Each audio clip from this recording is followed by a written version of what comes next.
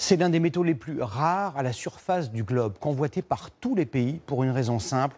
Le cobalt est devenu indispensable. En France, chacun des 65 millions de téléphones portables contient entre 5 et 10 grammes de cobalt.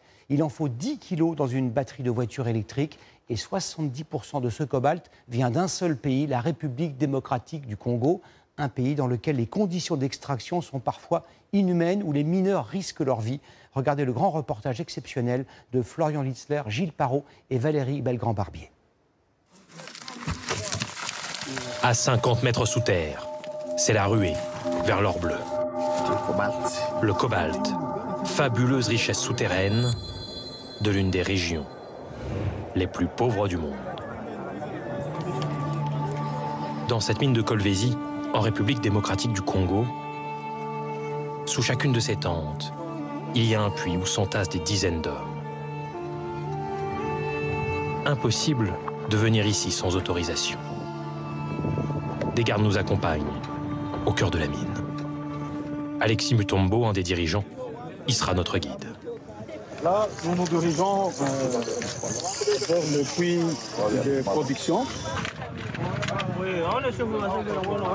Il est au bout de cette allée. Nous suivons Alexis sous cette tente blanche. On ne voit même pas le fond du puits. 50 mètres de vide, l'équivalent de 18 étages. Nous ne pouvons pas y aller, la loi l'interdit aux étrangers. Olivier, mineur expérimenté, emmène notre caméra dans une descente à la force des bras, sans être attaché. Glisser ici, c'est la mort assurée.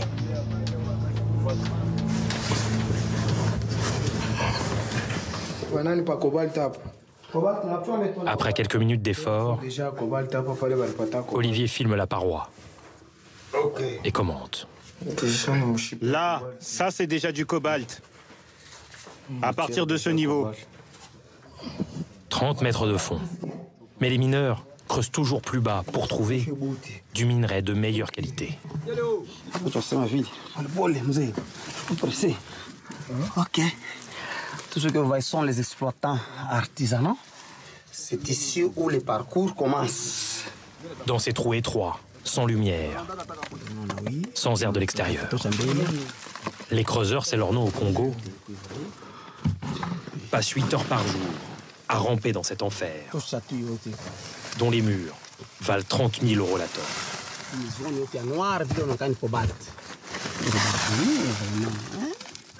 Ça va? Chaque année dans ces mines, il y a des dizaines de morts, asphyxiés, écrasés, payés 150 € par mois, le double du minimum légal congolais. Suffisant d'après leur chef, mais devant notre caméra, certains creuseurs prennent le risque de parler. Olivier, oui. Nous souffrons.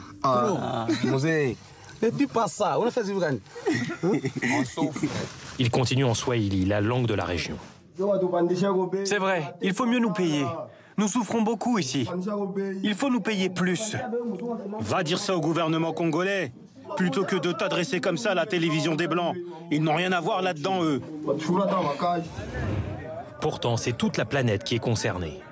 Les 2 tiers du cobalt utilisé dans le monde sont extraits du Congo. Quelques grammes dans nos batteries de téléphone portable, 10 kilos pour celle d'une voiture électrique. Une révolution nourrie grâce au sac remonté des mines de Kolwezi. Le premier maillon d'une chaîne qui s'étire à l'extérieur, au-dessus de la plus grande réserve de cobalt du monde.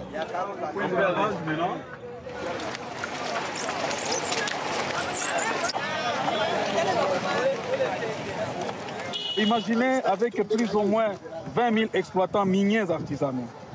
C'est combien de foyers qui sont représentés là-bas? C'est en fait une ville tout entière qui s'étend sous nos yeux. Le vice-président des mineurs est fier de nous montrer des magasins, des vendeurs d'essence. Ici, c'est en quelque sorte un restaurant. Mais la cuisine, c'est uniquement pour les mineurs. Les tentes, uniquement pour les futures pluies. Hommes et femmes ici ne vivent que par le minerai. En rouge, Annie remplit des sacs de déblais. Les mains dans la terre noire, au bout de ses doigts colorés de vernis, pas par coquetterie. C'est pour protéger mes ongles. Les mineurs tamisent la terre, à la recherche du moindre fragment de cobalt. Rien laisser, ne rien perdre. C'est-à-dire, là, on ne perd rien.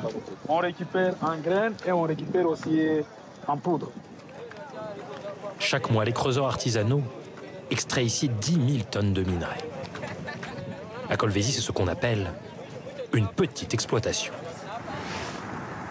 Pour trouver les grandes mines industrielles, il faut chercher des bâtiments protégés comme des forteresses. Ce mur d'enceinte, hérissé de barbelés, de miradors, surveillé par des gardes armés, c'est le rempart d'une des plus grosses mines de Kolwezi, la Comus. 3 km de long, 150 mètres de fond.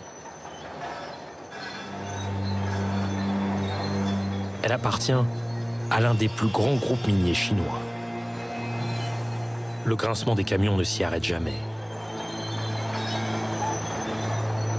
Jour et nuit, ils transportent du cobalt et du cuivre. Impossible d'en voir plus. Nous ne sommes pas les bienvenus ici. Dans ces gigantesques mines, les ouvriers congolais seraient maltraités, d'après plusieurs associations humanitaires. En périphérie de Kolwezi, nous allons en parler avec un ancien mineur d'une usine chinoise. Pour sa sécurité, il préfère rester anonyme. Alors il faut travailler avec de l'acide, mais on était mal équipés. On travaillait sans le gant, on travaillait même des fois sans le masque à gaz. Oui, on ne mangeait pas, on travaillait 12 heures par jour. C'était un peu compliqué, quoi. Vous ne mangez pas? Oui, et on était obligé de se débrouiller pour l'eau. Il est difficile de ne pas travailler pour les compagnies chinoises. Elles contrôlent presque toutes les mines de la région. Ici, au fin fond de l'Afrique centrale, les casinos, restaurants, magasins chinois se multiplient. Et les mines rongent même la ville. Pour leur faire de la place, Clément Bouillou a été chassé de chez lui, avec sa femme et ses 4 enfants. On était obligé de partir. Et surtout qu'ils disent que les sols et les sous-sols appartiennent à l'État. Comme c'est l'État qui est le maître, on était obligé de partir. Expulsés de force, en échange d'un dédommagement de 80 000 €, juste assez pour reconstruire dans un quartier sans eau ni électricité. Votre maison, elle est où exactement? Derrière les murs ici, c'est à l'intérieur là-bas. Donc elle est déjà partie. Hein. Il y a même... on a déjà commencé à creuser là-bas. Vous êtes amer en revenant ici? Oui, ça me fait très, très, très mal.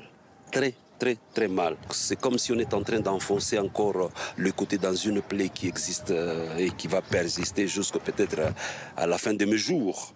Donc on oubliera seulement quand on sera enterré. Ce n'est pas fini. Le quartier où nous filmons a aussi été vendu à la compagnie chinoise. D'ici fin décembre, toute cette zone en rouge passera derrière le mur et disparaîtra. En tout, cette mine a déjà avalé plus de 200 maisons.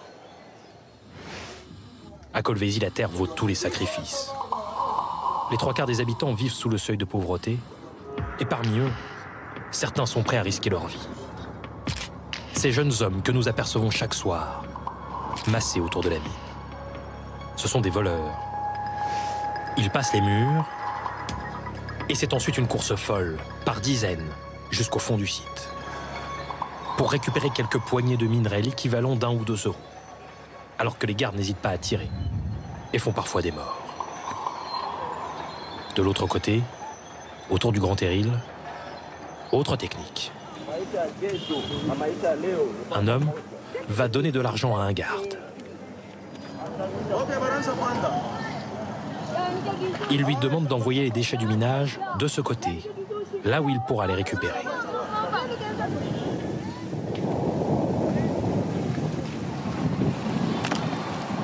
Fouiller les poubelles de la mine, c'est moins risqué.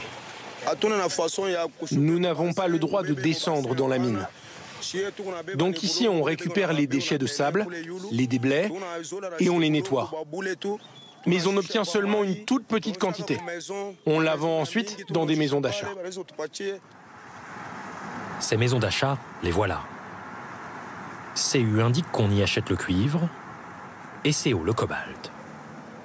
C'est ici que les pilleurs, les voleurs, mais aussi les creuseurs artisanaux du début de notre reportage vendent leurs minerais. Les acheteurs, ce sont encore les compagnies minières chinoises. Au total, sur 100 kilos d'or bleu extrait dans le pays, 80 partent jusqu'en Chine, et il en faut toujours plus. En France, en Europe, en Asie, en Amérique, le nombre de véhicules électriques en circulation explose. Peut-être que notre futur changera ainsi, au prix des fardeaux portés par les mineurs de Kolwezi.